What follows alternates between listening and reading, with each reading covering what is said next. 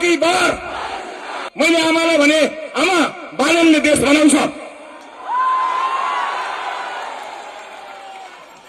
बालनले हाम्रो सपना पूरा गर्छ। यो भनाइको साक्षी मेरो श्रीमती छिन्। मैले उनलाई अँगालो हालेर उनलाई पनि त्यही भने, मेरो आमासँग कुरा भयो र मैले आमालाई भने, आमा बालनले देश बनाउँछ।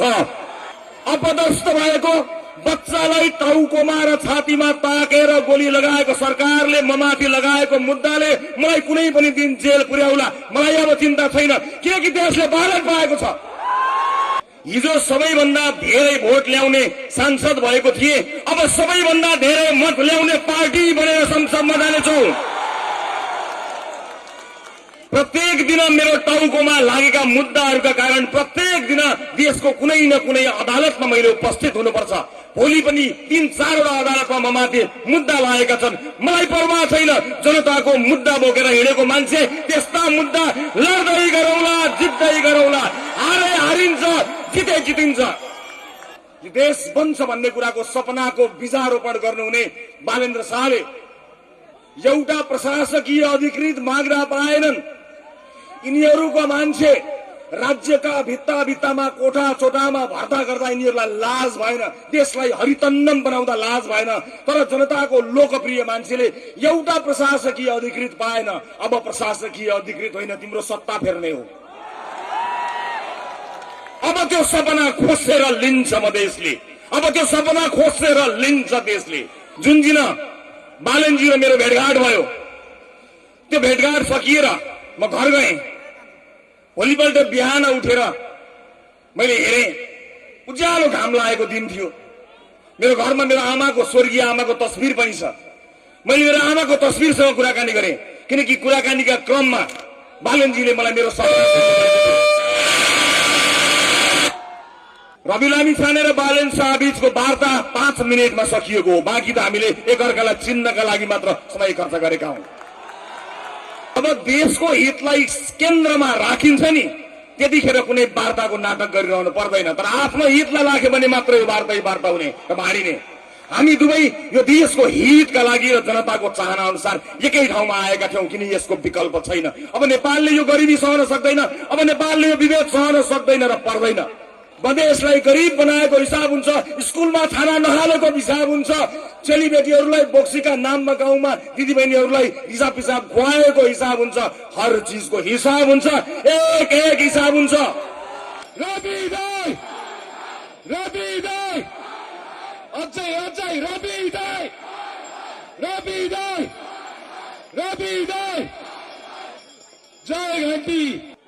उपस्थित आमा बुवा दाजुभाइ दिदीबहिनीहरू, लामो समयसम्म तपाईहरु माझ विभिन्न कार्यक्रममा म बोल्दै आएको छु, तर आज मलाई पहिलो पटक यस्तो महसुस भएको छ कि अब मैले बोल्नु पर्दैन। मेरो घरको कुनै भित्तामा, कुनै झोलामा संसारकै सबैभन्दा लामो टक शो चलाएर बोलेर आर्जन गरेको एउटा वर्ल्ड रेकर्ड छ। तर मलाई लाग्छ अब त्यसको पनि केही काम छैन, अब बोल्नु पर्दैन।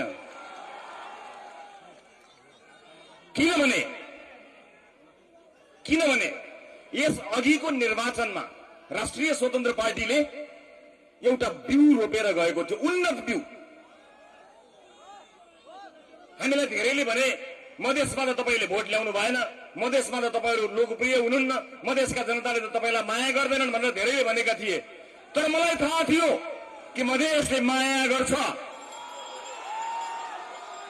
त्यसैले त मधेसले उन्नत बिउ रोपेको थियो र त्यो बिउ आज हुर्केर बढेर फल लागेर लह भएको छ। जसरी धानका बाला लह हुन्छ, आजको यो उपस्थिति त्यो हिजो रोपेको बिउ हो। यो बिउ मात्र होइन, तपाईका तमाम आँखाहरूमा देखिएको यो देशको सपना हो। यो सपनालाई अपदस्थ भएका मानिसहरूले खोसेका थिए, लुचेका थिए, लुकाएका थिए। अब त्यो सपना खोसेर लिन्छ मधेसले, अब त्यो सपना खोसेर लिन्छ देशले।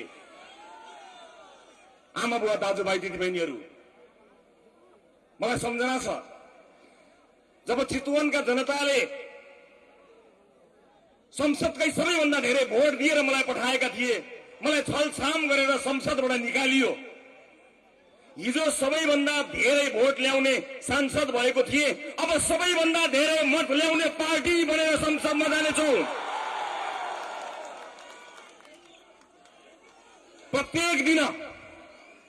प्रत्येक दिन मेरो टाउकोमा लागेका मुद्दाहरूका कारण प्रत्येक दिन देशको कुनै न कुनै अदालतमा मैले उपस्थित हुनुपर्छ। भोलि पनि 3-4 अदालतमा ममाथि मुद्दा लागेका छन्। मलाई परवाह छैन, जनताको मुद्दा बोकेर हिँडेको मान्छे त्यस्ता मुद्दा लड्दै गरौँला, जित्दै गरौँला। हारे हारिन्छ, जिते जितिन्छ। म आज धेरै बोल्दिन, म यति मात्र बताउँछु। जुन दिन म इतिहासलाई, म मधेसलाई एउटा कुरा दर्ज गराउन चाहन्छु। जुन दिन बालनजी र मेरो भेटघाट भयो, त्यो भेटघाट सकिएर म घर गएँ। भोलिपल्ट बिहान उठेर मैले हेरेँ, उज्यालो घाम लागेको दिन थियो। मेरो घरमा मेरो आमाको, स्वर्गीय आमाको तस्बिर पनि छ। मैले मेरो आमाको तस्बिरसँग कुराकानी गरेँ, किनकि कुराकानीका क्रममा बालनजीले मलाई मेरो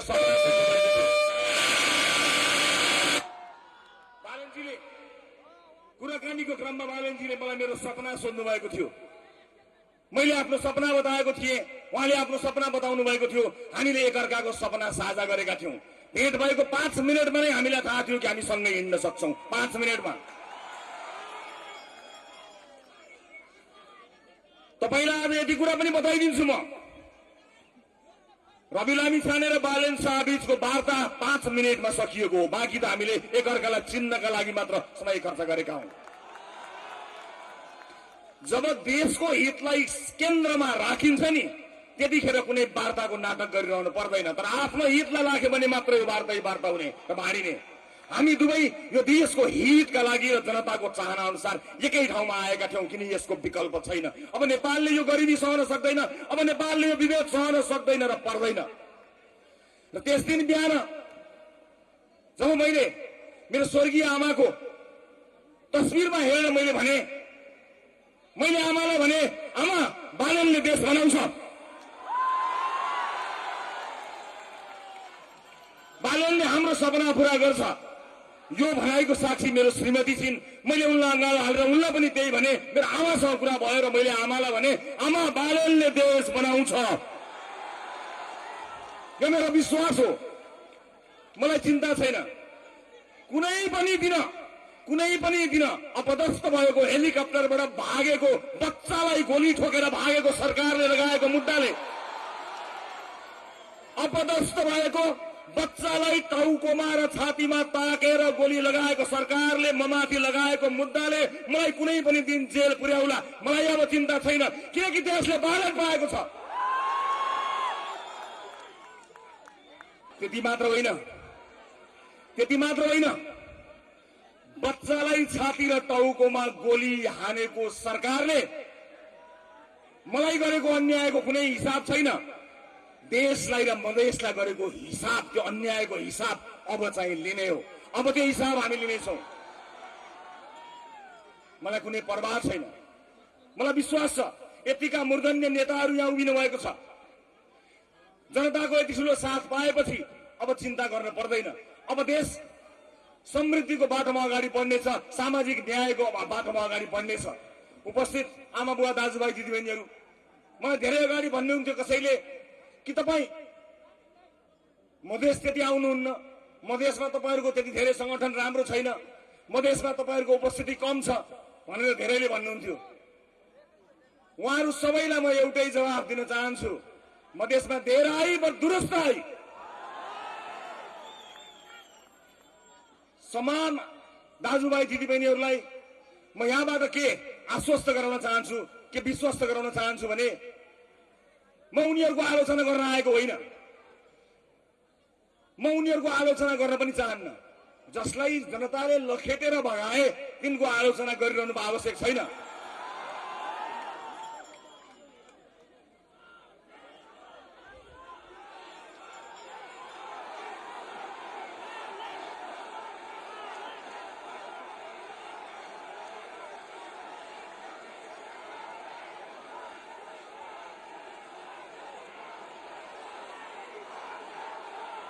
उपस्थित आमा बुवा दाजुभाइ दिदीबहिनीहरू छोडिदिनुहोस्।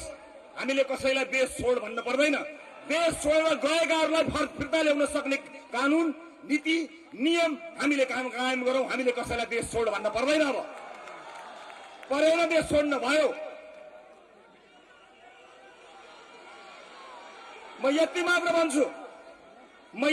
भन्छु हिजोका दिनमा विरोधीहरूलाई छान्दै सखाप पार्न खोज्ने र यो देशको सपनालाई इतिहासलाई बदल्न खोज्ने मानिसहरूलाई म यति भन्न चाहन्छु, हामी इतिहास पढ्ने मान्छे होइनौं, हामी इतिहास लेख्ने मान्छे हौं। मधेसले अब इतिहास लेख्नेछ। यहाँ धेरै मानिसहरूले कोही पहाडवादी भए, कोही हिमालवादी भए, कोही मधेसवादी भए। अब यहाँ कोही मधेसवादी छैन, अब नेपालवादी, सबै नेपालवादी। यो देश बन्छ भन्ने कुराको सपनाको बीजारोपण गर्नुहुने बालेन्द्र शाहले एउटा प्रशासकीय अधिकृत माग्दा पाएनन्। यिनीहरूको मान्छे राज्यका भित्तामा कोठा चोटामा भर्ता गर्दा यिनीहरूलाई लाज भएन, देशलाई हरितन्नम बनाउँदा लाज भएन। तर जनताको लोकप्रिय मान्छेले एउटा प्रशासकीय अधिकृत पाएन। अब प्रशासकीय अधिकृत होइन, तिम्रो सत्ता फेर्ने हो र जनताको सत्ता स्थापित गर्ने हो। म यति भन्न सक्छु, तपाईको आँखा र तपाईको अनुहारमा हेरेर उपस्थित आमा बुवा दाजुभाइ दिदीबहिनीहरू, तपाईँ हामीले देखेको सपना अब पूरा हुन्छ। त्यो यात्रामा आजबाट हामी जोडिएका छौं र मलाई यो पनि विश्वास छ यो देशका